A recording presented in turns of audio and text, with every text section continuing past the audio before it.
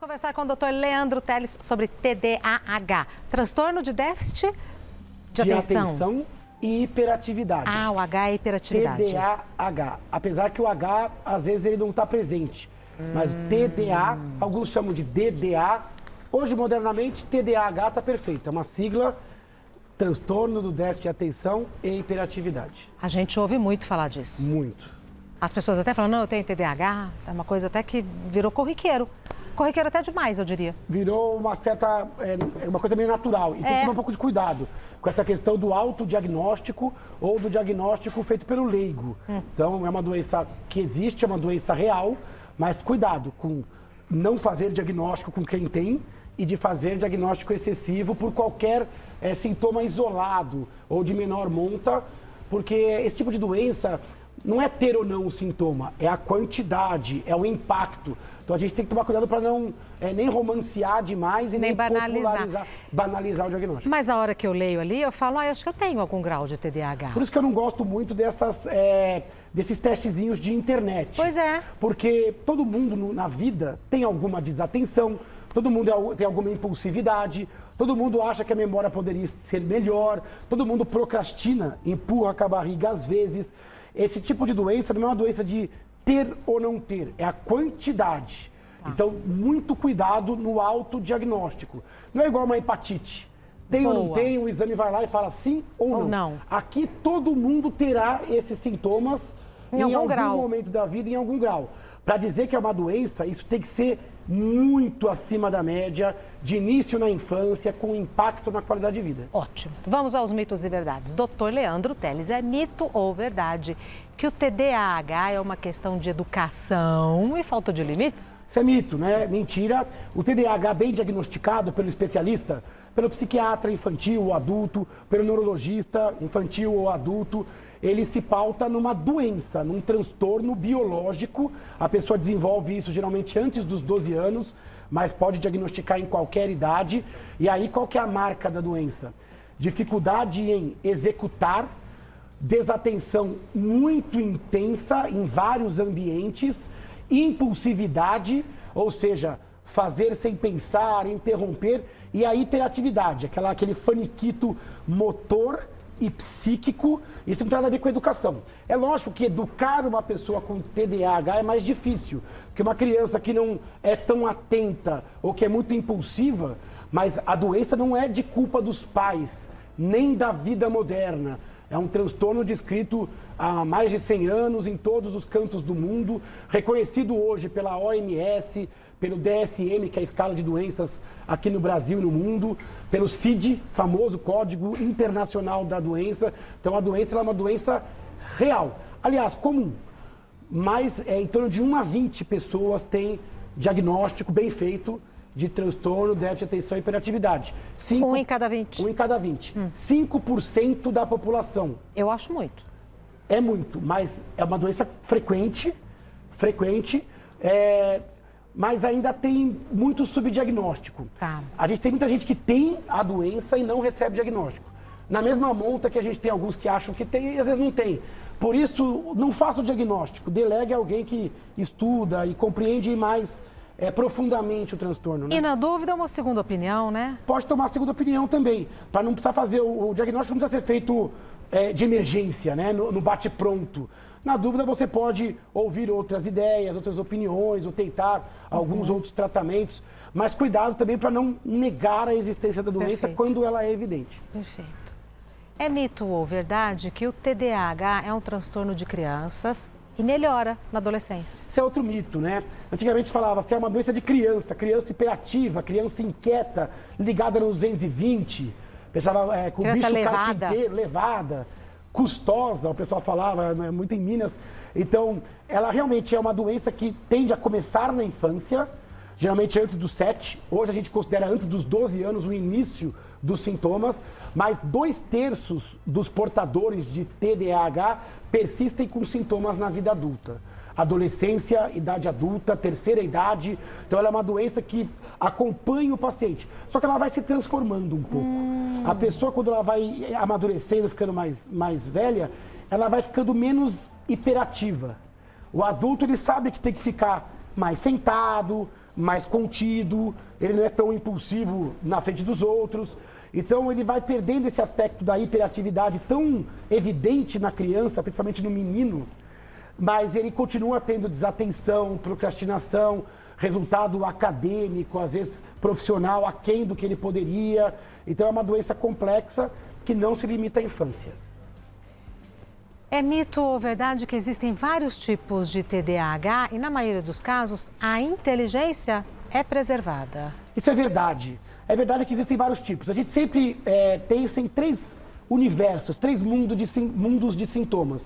Desatenção, e aí não é qualquer desatenção, é uma desatenção persistente, frequente, em vários ambientes, com impacto. Em vários ambientes e em várias áreas? Várias áreas. Tá. Na vida pessoal, escolar, social. Então, por percebido exemplo, não só por você, mas também pelos seus pares, pelos professores. A criança que tem TDAH não consegue ficar concentrada jogando videogame, por exemplo? Então, eventualmente até consegue. No caso do videogame é um pouco delicado, porque o videogame ele tem um padrão que ele sequestra muito rapidamente a atenção. Então, algumas crianças com TDA, em alguns ambientes, podem mostrar uma atenção normal, ou até meio ligado demais. Tudo que tem o feedback rápido, e o videogame ele é feito para sequestrar a atenção. Mas, se você olhar o resto, a parte social, em casa, na casa da avó, na escola, existe uma confluência de opinião do médico, dos pais, dos professores. Não basta uma pessoa achar. E não é uma fase, não é um momento. E é muito importante que o médico também afaste outros problemas, outras questões ambientais que possam justificar melhor o sintoma. No adulto, então, é importante afastar, porque o adulto fica desatento quando está com depressão, com ansiedade, com insônia, com hipertireoidismo, estressado, rotina bizarra. Então, o médico ele tem que tomar esses cuidados para não sair dando diagnóstico a Deus dará. O segundo universo é a hiperatividade. Hiperatividade é aquela pessoa que está sempre se movimentando, tamborilando, que está sempre se movimentando, com aquele faniquito contínuo. Eu sei que para quem está ouvindo, às vezes fala, nossa, é difícil saber o que é patológico e o que não é. Exato. Porque a gente pensa em pessoas mais leves. Mas quando a gente olha um caso moderado a grave, é evidente que aquilo é um transtorno, que aquilo não é normal. Do mesmo jeito que a timidez é diferente do autismo. Existe uma diferença na concepção. Não é uma árvore, é uma floresta persistente, nítida. Então, cuidado com esse limiar, tanto para julgar negativamente como acima. E o terceiro universo é a impulsividade. O médico vai usar os 3 sintomas. Aí você vai ter tipos mais desatentos.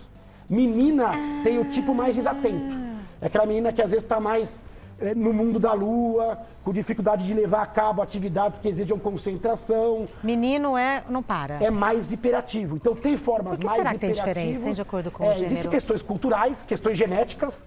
Na adolescência tem questões hormonais. É diferente, né? O sexo biológico masculino, o sexo biológico feminino. A questão cultural também disso. Mas antigamente dizia, é mais menino. Hoje é quase empatado. Meninas formas mais desatentas, meninos mais hiperativos. E tem gente que tem a forma mista, onde vem o pacote completo.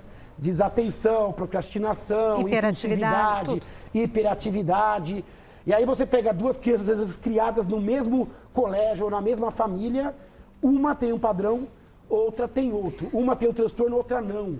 Então aí você percebe que não é uma questão meramente ambiental. Nossa, mas diagnóstico feito, um alívio para todo mundo, hein, doutor? É um alívio, porque a pessoa fala, nossa, eu tenho nome, o que eu tenho, e se você às vezes não dá, porque você fala assim, mas o diagnóstico não é um estigma.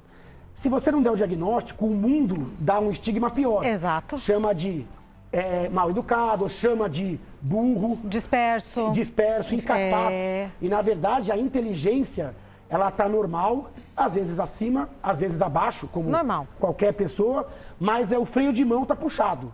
Porque você exprimir a sua inteligência depende de concentração. A gente tem o depoimento da Janaíne Cavalcante Carvalho, que ela ajuda pessoas a lidarem com o TDAH. Vamos ver. Oi, meu nome é Janaíne. Eu fui diagnosticada com TDAH ainda na idade adulta, no comecinho desse ano, aos 37 anos. E o diagnóstico, para mim, ele trouxe um alívio muito grande, porque até então eu não tinha ideia do que sentia comigo. Então eu sempre me cobrava muito, excessivamente. Por mais que eu me esforçasse, eu nunca achava que estava suficiente. Por muito tempo eu achava que eu não era capaz, mesmo tendo chegado a um doutorado, a um pós-doutorado com muita dificuldade. Então, sem contar que por muito tempo a gente passa por preconceitos, né? Quando a gente fala, estou investigando o TDAH, sempre tem aquela conversa do, mas todo mundo tem TDAH, mas todo mundo esquece aqui e ali. E o que eu quero que as pessoas entendam é que o TDAH ele não é só um esquecimento, ele não é uma preguiça como as pessoas acham.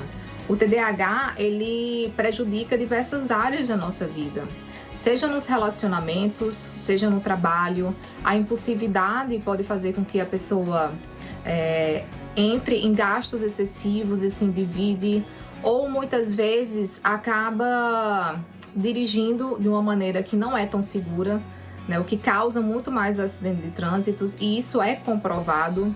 Quando eu descobri que eu tinha o TDAH, eu comecei a investigar mais a fundo sobre o transtorno. E então eu comecei a perceber que existiam tantas características do transtorno em mim que eu não fazia ideia, que eu decidi abrir uma página no Instagram para falar um pouco mais sobre o transtorno e mostrar também para as pessoas sintomas que até então não eram tão falados. Porque ainda se falta muita informação, ainda se existe muito preconceito em torno do TDAH. Então eu sempre ressalto a importância do diagnóstico. O diagnóstico traz muitas respostas para a nossa vida, né? Do peso que a gente carrega, da culpa, da cobrança excessiva, é uma bagagem emocional muito pesada que a gente carrega ao longo da vida. E o tratamento também.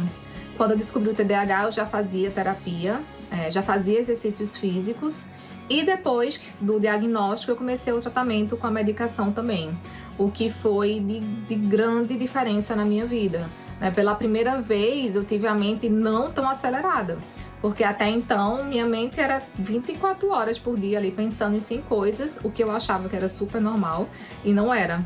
Então me lembro que quando eu tomei o remédio pela primeira vez, né, a minha mente ela se acalmou. Então foi como se eu fosse míope e colocasse meus óculos pela primeira vez. Então até para me observar, para me entender, para entender os meus limites, os gatilhos que me fazem desregular, hoje em dia eu consigo perceber muito bem. Hoje em dia eu consigo perceber se eu começar devagar numa conversa ou durante uma leitura. Então o tratamento ele faz uma grande diferença na vida da pessoa. E uma grande luta hoje em dia, né, tem sido para que a conscientização aumente cada vez mais, para que as pessoas entendam que o TDAH é algo sério, que realmente prejudica a vida das pessoas. TDAH não é brincadeira, TDAH não é só esquecimento. Muito obrigada pelo seu depoimento. Janaína está no Instagram como oh.tdah. oh.tdah. Muito gostoso o jeito que ela explica, porque ela dá o exemplo dos óculos. Eu estava míope e de repente pus os óculos. Perfeito. Então a pessoa tem um padrão mental, sempre muito inquieta, sempre muito desatenta e falta de concentração, sempre impulsiva. E ela falou vários exemplos reais de como muda a biografia, vai alterando a sua história de vida, né? Então, um transtorno. E ela fala bem dessa questão de não romancear, né? Porque às vezes a gente teve uma época que o pessoal falava, não, quem tem TDA é um presente da natureza, tem o QI elevado, é um artista. Calma. Cuidado, porque no dia a dia, quando acontece, você não pode colocar esse peso no portador. Sem romancear a patologia, adorei o discurso dela. E fez doutorado, ela falou, fiz doutorado com muita dificuldade. Imagino que essa moça não teve que se superar para chegar a concretizar os estudos dela? Exatamente, porque ela estava lá com o freio de mão puxado da doença, do transtorno que foi diagnosticado tardiamente. Pois é. Pelo que a gente gostaria, mas há tempo ainda dela curtir a vida com mais saúde. Mesmo assim, ela conquistou muito na vida acadêmica. E muitos conseguem levar a cabo a vida acadêmica, mas uma transpiração apesar do transtorno. E então, ó, o Instagram dela é oh.tdah. Janaíne, mais uma vez, obrigada pelo seu depoimento e parabéns. Parabéns. Já vem ter perguntas do pessoal de casa por vídeo. Legal. Igualzinho, né? Um pote de cada um. Vamos às perguntas do pessoal de casa? Ótimo. Em vídeo, que a gente adora. Olá, doutor. Eu queria tirar uma dúvida referente ao tratamento de TDAH com medicação. Sei que muitos pais têm resistência em tratar filhos com remédio controlado, mas se eles optarem então por não medicar, essa doença pode progredir? Cássia, pergunta da Cássia. Tem duas perguntas em uma e duas perguntas muito importantes. Primeiro, o medicamento. Então, o medicamento ele é uma opção de tratamento nos casos moderado a graves e ele é um divisor de águas no TDAH. A pessoa com TDAH medicada, ela tem uma evolução melhor. A doença sem medicamento, ela tem um risco maior de alterar a autoestima, de desenvolver comorbidades como depressão, ansiedade, risco de acidentes domésticos, de trânsito, risco de abuso de substâncias, a impulsividade e a automedicação, às vezes com substâncias, aumenta o risco de tabagismo, uso de drogas, a associação com criminalidade, múltiplos casamentos, resultado acadêmico pior. Então, o medicamento, quando ele está bem indicado, médico, aí o pessoal fala, mas o medicamento para o cérebro, não tem jeito. Se a patologia está no cérebro, não dá para tratar com um esmalte na unha. O medicamento ele tem que chegar no cérebro e ele não vai transformar a criança. Ele vai tirar o prisma da doença e aí sim você vai conseguir ver a real capacidade social, intelectual, comportamental e de concentração medicado. Então, medicamentos sempre com médicos, são medicamentos controlados, não são obviamente isentos de efeitos colaterais, mas mudam o resultado. E a doença em si, ela pode se transformar, porque ela pode abrir espaço. Imagina uma pessoa que é taxada como relapsa, como desatenta, ou que estuda e erra por distração na hora da prova. Então, existe uma série de questões que o tratamento pode melhorar. Então, não medicar não é fácil. Eu sei que medicar também não é fácil. Uma criança de 5, 6 anos de idade dá um medicamento para a criança. Então, converse com os médicos, escutem outras opiniões, observe. Às vezes, a criança sem medicamento, com medicamento. Então, não feche essa porta. Mas lembrar que o tratamento não é só remédio. Atividade física, ferramentas de concentração, terapias, psicopedagogia. O colégio também tem um papel de ensinar aquela criança de uma forma que ela aprenda e cobrar aquela criança de uma forma que ela consegue entregar na prova. Mas, doutor, por que a gente está falando só de medicação para criança? Adulto não medica? Também medica. O adulto ele já tem um poder de decisão individual. Quando o adulto ele escolhe medicar, e eu te falo, a maioria diz que tem um diagnóstico bem feito, fala, eu quero medicar, eu preciso do medicamento, eu fico muito melhor medicado do que não medicado. Agora, é mais fácil o adulto, porque ele decide. É verdade. Na criança... É uma decisão dos pais. Mas lembrar que dar o remédio é uma decisão, mas não dar também é uma decisão. Se há um diagnóstico clínico, bem feito, bem balizado, não medicar é correr o risco da criança receber outros estereótipos ou de achar que ela é assim mesmo, que não tem jeito, e a autoestima ser consumida, porque é um problema que mexe com muitas facetas da vida, né? Mais uma pergunta. Leandro, boa tarde. Sou Juliana, de São Paulo, capital. Queria saber se toda pessoa que tem TDAH, se ela tem um rendimento ruim na escola. É verdade isso? Que bonitinha, Juliana. Bonitinha essa moça, né? Ela tá com um negocinho rosa assim no cabelo. É uma gracinha. O TDAH, ele pode alterar o rendimento escolar, com frequência o faz, porque na sala de aula, aquela concentração nessas aulas expositivas, né? Se a criança tiver com competição de pensamentos, ou até no ambiente, se ela se desconecta, se ela não consegue ler, por exemplo, e hoje em dia muito do conhecimento é leitura, né? Ela começa a ler, começa a viajar e volta. Na prova também, ela tem aquele aperto do tempo, erra por distração. Então é muito comum dar um problema escolar. Mas tem outras coisas que podem levar a problema escolar. Educação mal feita, a escola que não é boa, dislexia, outros problemas neurológicos. O TDAH ele pode alterar a performance, mas às vezes não altera. Às vezes a criança tem desatenção, tem hiperatividade e vai bem na escola. Por quê? Porque às vezes ela desenvolve ferramentas e ela é tão assim brilhante que ela consegue dar conta. Então dá para fazer diagnóstico mesmo sem problema escolar.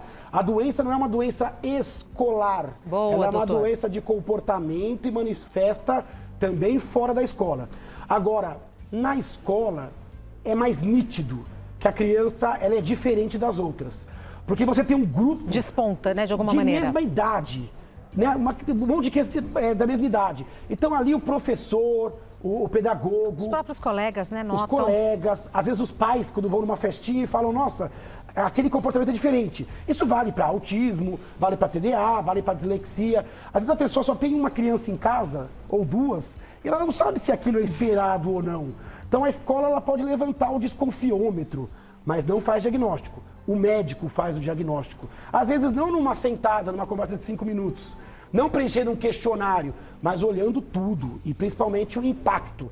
Lembrando que esse diagnóstico ele pode melhorar com a evolução, o remédio ele pode sair em algum momento, isso sempre vai ser revisado, não é um carimbo que vai ser colocado e não vai ser revisado nunca mais. É importante dividir com a criança o diagnóstico? Eu acho importante. Eu acho que é importante entender que o diagnóstico não define ela. Ela não está limitada ao diagnóstico. Mas do mesmo jeito que uma criança com alergia tem que saber que tem alergia para evitar, uma criança que tem dor de cabeça tem que saber os hábitos, uma criança que tem gastrite tem que ser orientada a como comer, uma criança com TDAH ele tem que aprender a fazer mais pela sua concentração. Cuidar do seu sono, fazer atividade física, aprender às vezes a tomar um remédio de forma regular. Então eu acho que a criança tem que saber. Porque a gente está numa fase onde as crianças só recebem elogios, né? A gente tem que entender aonde o calo aperta. Eu fui uma criança super doente, tive várias limitações e eu acho que eu fui um adulto menos doente por ter aprendido sobre as minhas doenças no passado. Todo mundo tem as suas limitações, só não pode fazer com que a limitação defina. Se existe um caminho, a criança tem que participar deste caminho. Próxima pergunta. Olá, meu nome é Simone, eu falo de Ribeirão Preto, São Paulo. Doutor, existe predisposição genética para o TDAH? E até qual idade que essa doença pode aparecer? Pergunta excelente, né? A doença ela tem sim predisposição genética. Hoje a gente vê o principal fator de risco é a genética. Às vezes vem uma criança, um adolescente, aí a gente olha os pais ou tios. Identifica tudo. E aí fala assim, nossa, já tinha um quadro, às vezes de outra intensidade, mas às vezes já vê o pai já inquieto, tamborilando, com pensamento mais impulsivo. Então pode variar a intensidade, mas é comum que haja histórico familiar. Quem é filho de alguém com TDAH tem um risco maior. Quem é irmão de alguém com TDAH, o risco é 5%. Se é irmão de alguém, já vai para 20%, 30%. Olha como a genética é importante. Se a gente olhar irmãos gêmeos idênticos, sabe aqueles gêmeos que são idênticos, clones? Se um tem TDAH, a chance do outro ter é de 80%. Olha. Então olha que existe a carga genética, mas não é 100%. Tem questões ambientais também. Se forem gêmeos não idênticos, aqueles gêmeos fraternos, a chance é em torno de 30%. Perceba que criados no mesmo ambiente, na mesma época, moraram na mesma barriga, mas como a genética é importante. Não é um gene, são vários genes e pode ter variações, mas existe histórico familiar, por isso que culpar os pais ou culpar a criança por algo que ela carrega na genética é uma dupla desumanidade, né? Então, dar o nome correto e tratar corretamente é respeitar essa base biológica da doença. Conversei com o Dr. Leandro Teles, que é médico neurologista. O site do Dr. Leandro é Leandro Teles com um L só. leandroteles.com.br. No Instagram, @neuroleandroteles. Hoje não temos nenhum livro aqui, mas são várias as publicações do Dr. Leandro que você encontra na internet e consegue na internet, no Google, no Instagram. A rede que eu mais uso é o Instagram. Amanhã vamos ter uma live importante sobre doença de Alzheimer às 8. Então, Neuroleandro Teles. 8 da noite. 8 da noite, 8 horas da noite. Eu e o Dr. Leonel, que é um outro neurologista, vamos falar sobre Alzheimer. Hoje eu vou entrar daqui a pouquinho também para responder perguntas sobre TDAH. Ai, que legal, sobre a nossa doutor. pauta. Hoje à noite, umas 8 horas da noite. Live. E eu queria convidar o pessoal que gosta do Twitter. Eu estou começando lá também a fazer postagens no Twitter sobre saúde, pílulas, Neuroleandro T. Sobre doenças e sobre saúde, sobre qualidade de vida. Então vamos lá, agenda do Dr. Leandro Teles. Hoje, por volta das 8 da noite, uma live sobre TDAH. TDAH. Amanhã, mesmo horário, uma live sobre doença de Alzheimer. De Alzheimer. Perfeito. E todas as lives que o Dr. Leandro faz ficam disponibilizadas gratuitamente nas suas redes. Fica nas minhas redes também. Maravilha, parabéns pelo trabalho. Família tá bem? Tá bem, as crianças. A pequenininha deve estar grande já. Tá crescendo, tá quase 5, tá uma figura assim, super espertinha. E a maior uma mocinha. A maior tá fazendo 11 anos também, nossa, uma moça. Já, 11 anos, doutor Leandro. Como voa o tempo, né? Impressionante. É porque faz 5 anos que a gente se conhece, né? 5 anos. Um beijo pra sua esposa. Quando puder, traga as meninas aqui. Vou trazer sim, tão gostoso. Vez eu trago. Tá bom. Muito obrigada. Saúde, viu? Era tudo.